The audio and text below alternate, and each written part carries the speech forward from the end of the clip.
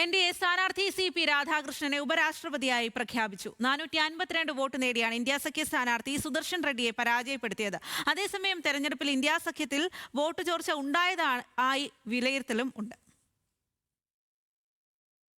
ഇന്ത്യയുടെ 15ാമത് ഉപരാഷ്ട്രപതി സ്ഥാനാർത്ഥിയായി തിരഞ്ഞെടുക്കപ്പെട്ടതോടെ തമിഴ്നാട്ടിൽ നിന്നുള്ള മൂന്നാമത്തെ ഉപരാഷ്ട്രപതിയായി മാറിയിരിക്കുകയാണ് CP രാധാകൃഷ്ണൻ. ആദ്യ ഉപരാഷ്ട്രപതി ഡോക്ടർ S രാധാകൃഷ്ണനും പിന്നീട് R വെങ്കിട്ടരാമനും തമിഴ്നാട്ടിൽ നിന്നുള്ള ഉപരാഷ്ട്രപതി സ്ഥാനാർത്ഥികളായിരുന്നു. പ്രതീക്ഷിച്ചതിലും കൂടുതൽ വോട്ടുകൾ നേടിയാണ് CP രാധാകൃഷ്ണന്റെ വിജയം. 452 വോട്ടുകൾ CP രാധാകൃഷ്ണന് ലഭിച്ചപ്പോൾ B സുദർശൻ റെഡ്ഡിക്ക് ലഭിച്ചത് 300 വോട്ടുകൾ. 322 വോട്ടുകൾ പ്രതീക്ഷിച്ച ഇന്ത്യ സഖ്യത്തിൽ വോട്ട് ചോർച്ചയുണ്ടായെന്നാണ് വിലയിരുത്തൽ. 767 അംഗങ്ങളാണ് ആകെ വോട്ട് രേഖപ്പെടുത്തിയത്. അതിൽ 15 വോട്ടുകൾ അസാധുവായിരുന്നു. 98.3% ഇത്തവണ പോളിംഗ്. ബിജു ജനതാദൾ, BRS, ശിരോമണി അകാലിദൾ, ഒരു സ്വതന്ത്രർ ഉൾപ്പെടെ 13 MPമാർ വോട്ടെടുപ്പിൽ നിന്ന് വിട്ടുനിന്നു. ജഗ്ദീപ് ധൻകറിന്റെ അപ്രതീക്ഷിത രാജിയെ തുടർന്നായിരുന്നു ഉപരാഷ്ട്രപതി തിരഞ്ഞെടുപ്പിന് കളമൊരുങ്ങിയത്.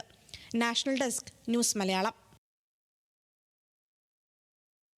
NDA സ്ഥാനാർത്ഥി CP രാധാകൃഷ്ണനെ ഉപരാഷ്ട്രപതിയായി പ്രഖ്യാപിച്ചിരിക്കുകയാണ്.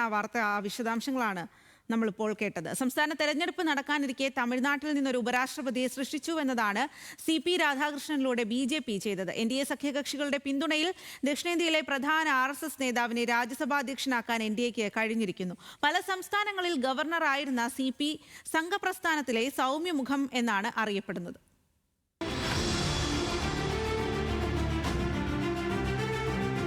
CP രാധാകൃഷ്ണനെ കുറിച്ച് പണ്ടൊരു DMK നേതാവിന്റെ വിലയിരുത്തൽ ഇങ്ങനെയായിരുന്നു: മോശം പാർട്ടിയിലെ നല്ല മനുഷ്യൻ. അടൽ ബിഹാരി വാജ്പേയിയുമായി നല്ല ബന്ധമുണ്ടായിരുന്ന രാധാകൃഷ്ണനെ വാജ്പേയിയുടെ സൗമ്യ സമീപനത്തോട് താരതമ്യപ്പെടുത്തിയവരുമുണ്ട്. തമിഴ്നാട്ടിലെ പ്രബല സമുദായമായ വെള്ളാളർ വിഭാഗത്തിൽ നിന്നാണ് CP രാധാകൃഷ്ണൻ വരുന്നത്. CK പൊന്നുസ്വാമിയുടെയും K ജാനകിയുടെയും മകനായി 1957 ഒക്ടോബർ 20 തിരുപ്പൂരിലാണ് ജനനം. ചെറുപ്പത്തിൽ ടേബിൾ ടെന്നീസ് കോളേജ് ചാമ്പ്യനായിരുന്നു CP. കൗമാരപ്രായത്തിൽ തന്നെ ജനസംഘവുമായും RSSുമായും അടുത്ത ബന്ധം. അവിടെ നിന്ന് 1974 ജനസംഘത്തിന്റെ സംസ്ഥാന എക്സിക്യൂട്ടീവ് കമ്മിറ്റി അംഗമായി. പിന്നീട് 90കളോടെ തമിഴ്നാട് BJP സംസ്ഥാന ജനറൽ സെക്രട്ടറിയും.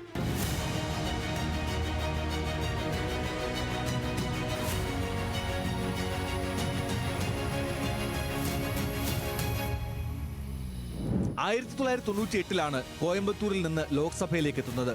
BJP തമിഴ്നാട്ടിൽ വിജയിച്ച അപൂർവം സീറ്റുകളിൽ ഒന്നായിരുന്നു അത്. 1999 വീണ്ടും ലോക്സഭയിലേക്ക്. സഭാംഗമായിരിക്കെ വിവിധ പാർലമെന്റ് സമിതികളിൽ പ്രവർത്തിച്ചു. 2004 പാർലമെന്ററി പ്രതിനിധി സംഘത്തിനു വേണ്ടി UN പൊതുസഭയിലും സംസാരിച്ചു. തമിഴ്നാട് BJP സംസ്ഥാന അധ്യക്ഷനായിരിക്കെ 93 ദിവസം നീണ്ട 19,000 കിലോമീറ്റർ രഥയാത്ര നടത്തിയ നേതാവ്.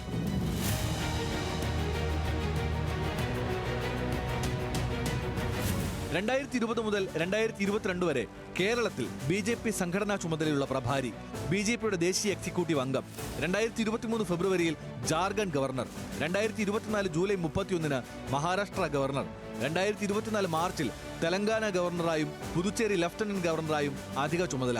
അതായത് മോദി സർക്കാർ പരമാവധി പദവികളിലേക്ക് ഈ ദക്ഷിണേന്ത്യൻ RSS നേതാവിനെ എത്തിച്ചുവെന്നർത്ഥം.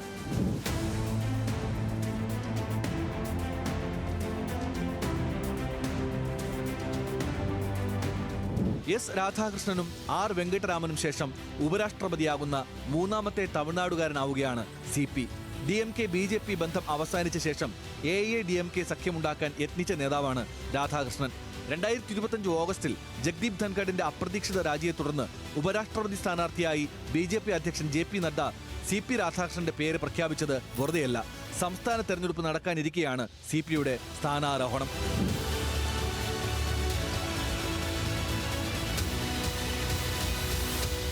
National desk, news Malayalam.